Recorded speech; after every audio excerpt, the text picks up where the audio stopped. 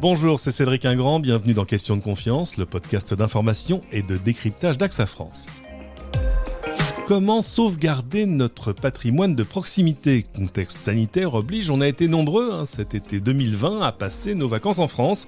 L'opportunité de découvrir ou de redécouvrir des régions, des traditions, mais aussi et surtout des sites qui constituent à eux tous une sorte d'incroyable trésor patrimonial. Alors ça va de la petite église de village au moulin en pleine campagne, à l'orangerie au bord de la rivière. Bref, la France regorge de ces trésors. Il y en a pas moins de 4000 qui ont évidemment besoin d'être entretenus et souvent rénovés.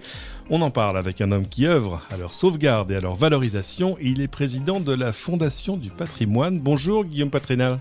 Bonjour.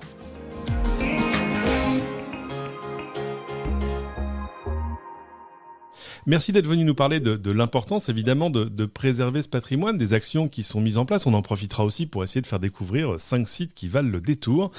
Alors, la sauvegarde du patrimoine, c'est pas chose nouvelle. Évidemment, quand on mentionne ce genre de choses, on pense instinctivement, par exemple, aux monuments historiques. Mais quel est le rôle de la Fondation du patrimoine dans cette histoire ? Parce que finalement, vous êtes une institution assez récente.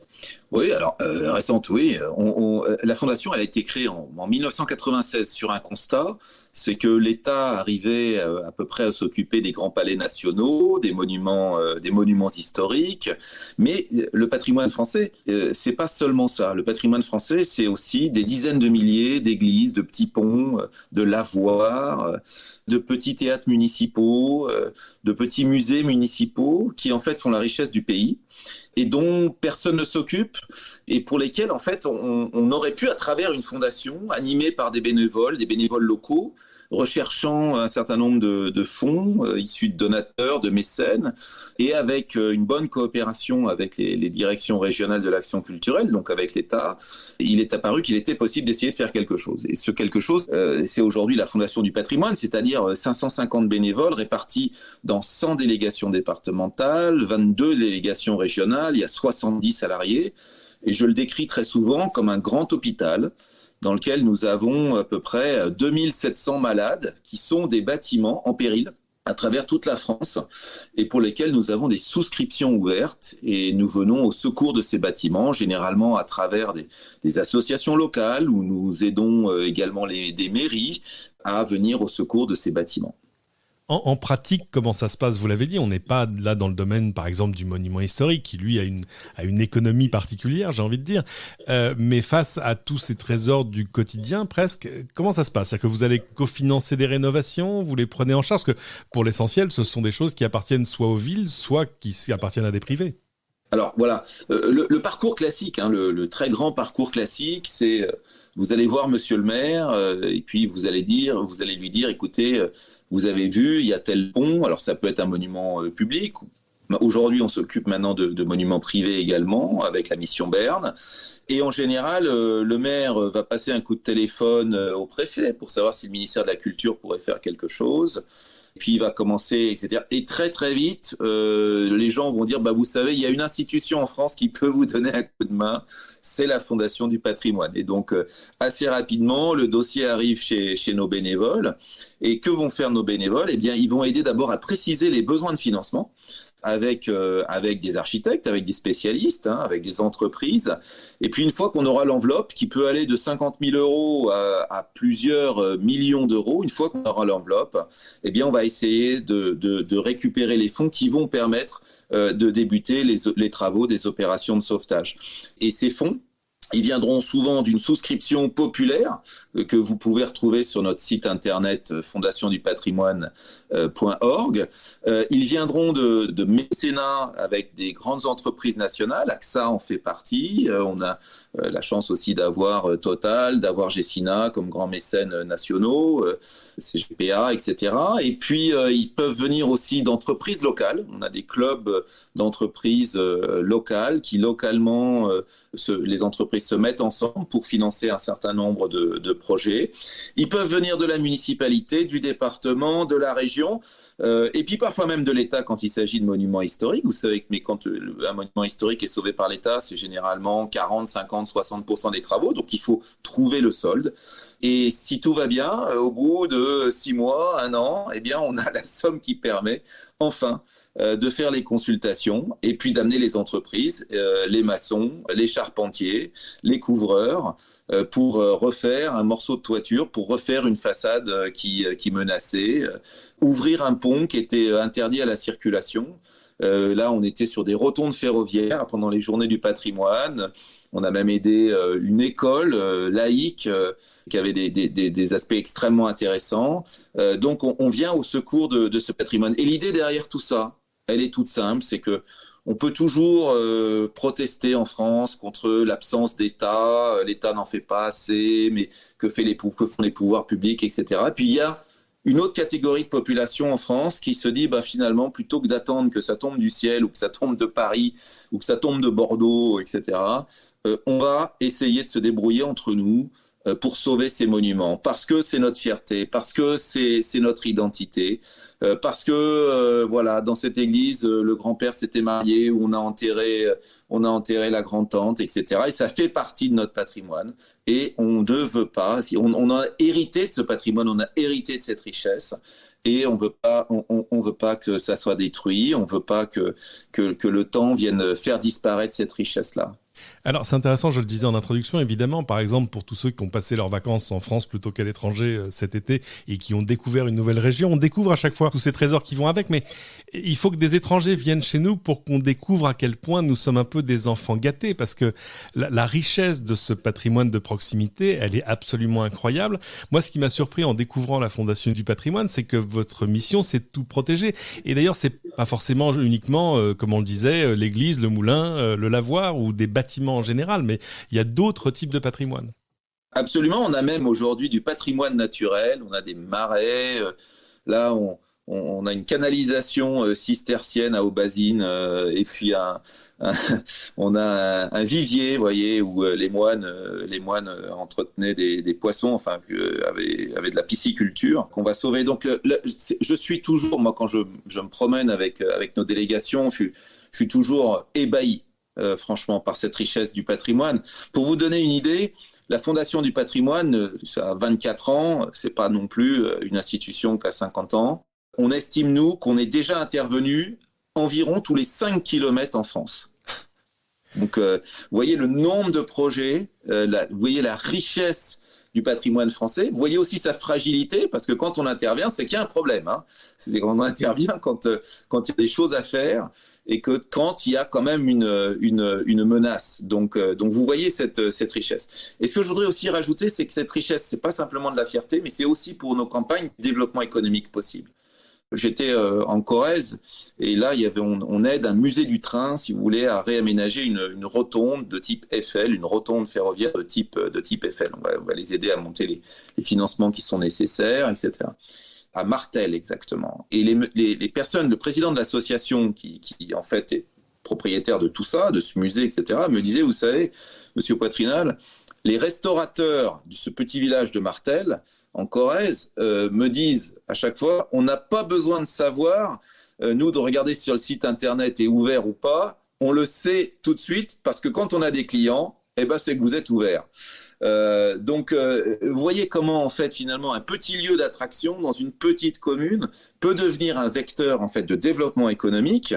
Et nous, ce que nous avons vraiment de formidable, de très différenciant comme objet, c'est ce patrimoine. Bien sûr. Il est absolument partout. Et aujourd'hui, avec Internet, il n'est pas difficile à découvrir.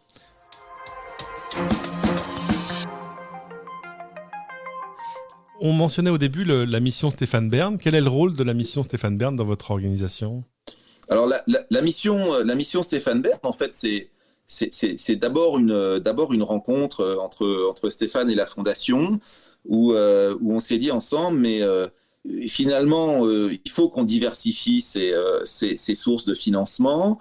Stéphane s'était vu confier par le président de la République une mission sur le patrimoine. Il savait pas trop, il voulait écrire un rapport.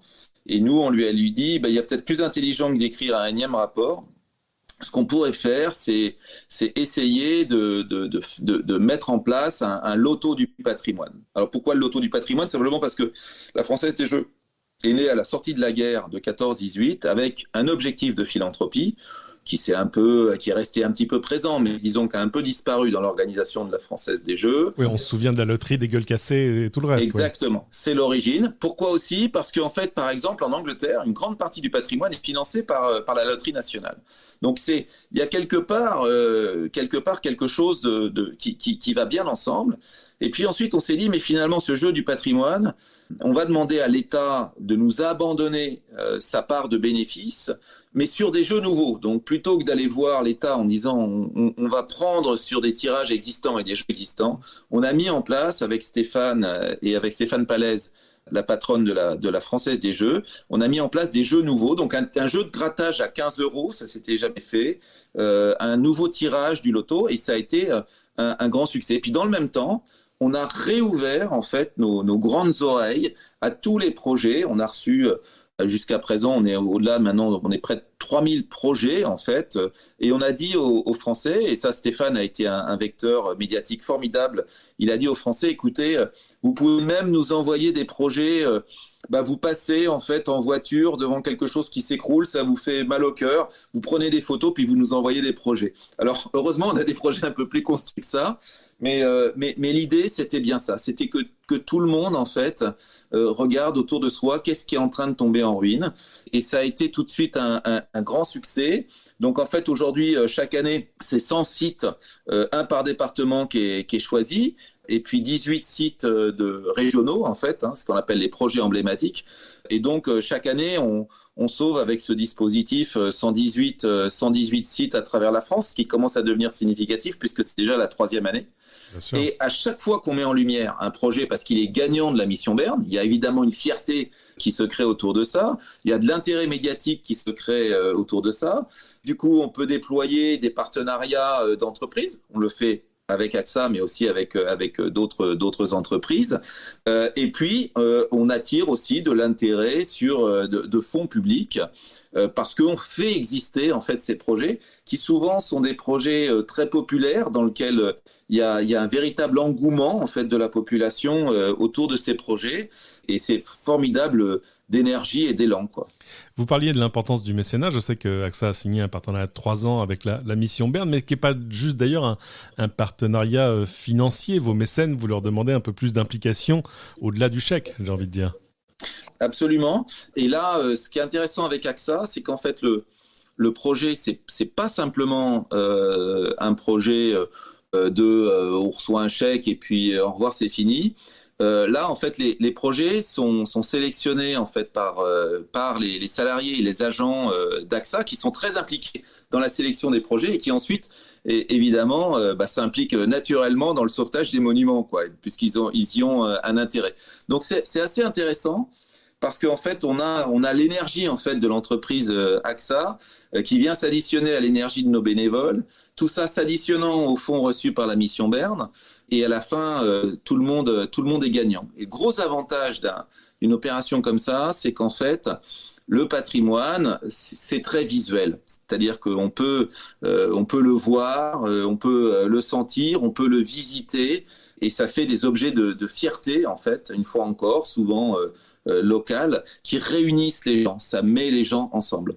Alors, vous m'offrez une transition réveil. Il y a 5 sites, justement, qui émanent de ce partenariat entre la Mission Bern et AXA, qu'on voulait faire découvrir aux personnes qui nous écoutent aujourd'hui. On mettra les liens dans les notes de l'émission. Vous aurez simplement le lien vers une vidéo YouTube. Il y a l'abbaye impériale de Saint-Pierre dans le Jura, l'orangerie d'Annecourt dans les Yvelines. Il y a un escalier monumental dans le Gard, un château d'eau en Gironde.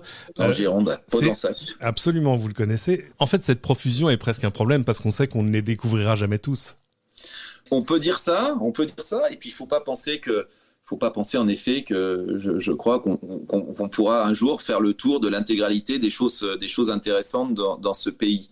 Mais c'est très important pour nous d'identifier ces lieux, de les mettre en valeur, de mettre en valeur aussi les métiers en fait de la rénovation et de la préservation de ces monuments. On a en France gardé, mais alors ça, faut rendre hommage quand même aux monuments historiques qui ont beaucoup aidé là-dedans.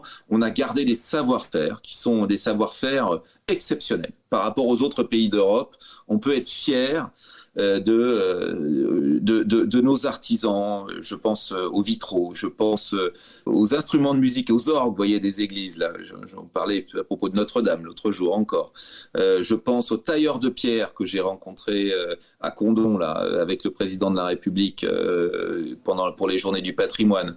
Je pense aux charpentiers évidemment. Nous avons des artisans absolument formidables qui sont à l'œuvre et qu'on peut voir souvent à l'œuvre. Moi, ce que je voudrais, c'est qu'on montre encore davantage à l'avenir ces chantiers parce qu'ils sont très impressionnants. Et puis, ça peut donner évidemment aussi envie à des jeunes de rejoindre ces métiers qui sont des vrais beaux métiers, quoi. Il y a une vraie noblesse. On va les voir à l'œuvre, hein. Je pense à des chantiers évidemment comme la reconstruction de Notre-Dame, où là les charpentiers, on est presque à l'apex d'une carrière de charpentier. Si on n'est pas grand mécène, comment est-ce que chacun peut participer à la sauvegarde de ce patrimoine de proximité ? Alors, vous pouvez trouver l'objet de vos rêves en matière de rénovation-reconstruction sur le site internet de la Fondation du patrimoine, dans lequel vous avez ces 2700 possibilités de rejoindre des mécènes et des donateurs. Alors, c'est assez bien fait. Donc, si vous êtes intéressé par le ferroviaire, vous tapez ferroviaire et puis vous tombez sur le ferroviaire. Si vous êtes intéressé par le Lot-et-Garonne, vous tapez Lot-et-Garonne et vous allez tomber sur tout ce qu'il y a dans le Lot-et-Garonne ou dans les Pyrénées-Atlantiques. Si vous êtes intéressé par les objets de culte, les églises romanes, vous pouvez trouver des églises romanes. Donc, c'est assez bien fait. Et j'ai envie de dire, tout le monde peut y trouver son bonheur, y compris la maison de village de vacances de son enfance quand on était tout petit. Donc ça, c'est une première chose.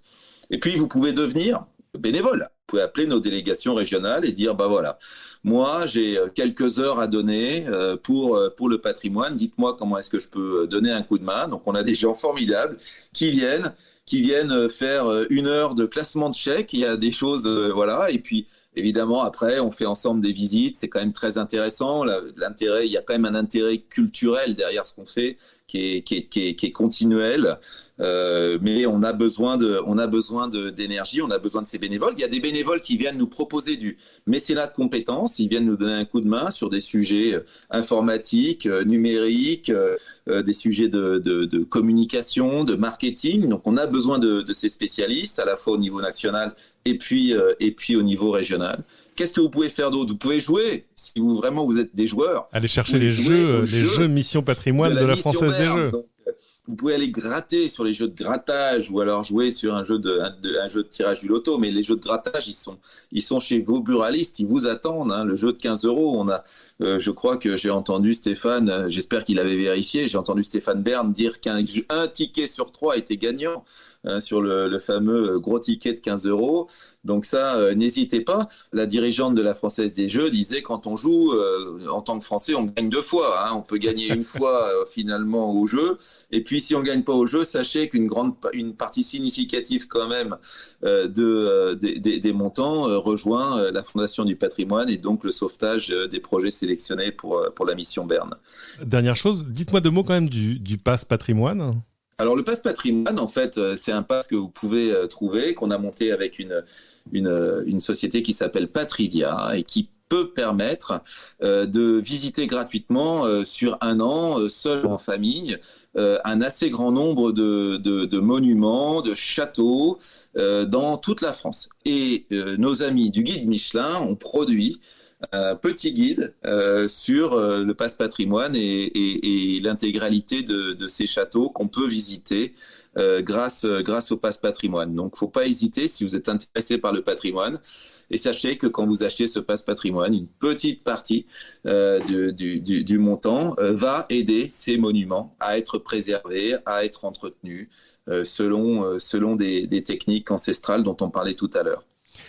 Toutes les infos sont sur le site de la Fondation du patrimoine. Rappelez-moi l'adresse. fondationdupatrimoine.fr .org, tout simplement. Merci infiniment Guillaume Poitrinal. Je rappelle, vous êtes le président de la Fondation du patrimoine. C'est la fin de cette émission. Merci à tous de l'avoir suivi. Pensez évidemment à vous abonner sur votre plateforme de podcast préférée. Tant que vous y êtes, n'hésitez pas à cliquer sur 5 étoiles, à nous laisser vos commentaires. Ils aideront les autres à découvrir ce podcast à leur tour. Et à bientôt pour une nouvelle question de confiance.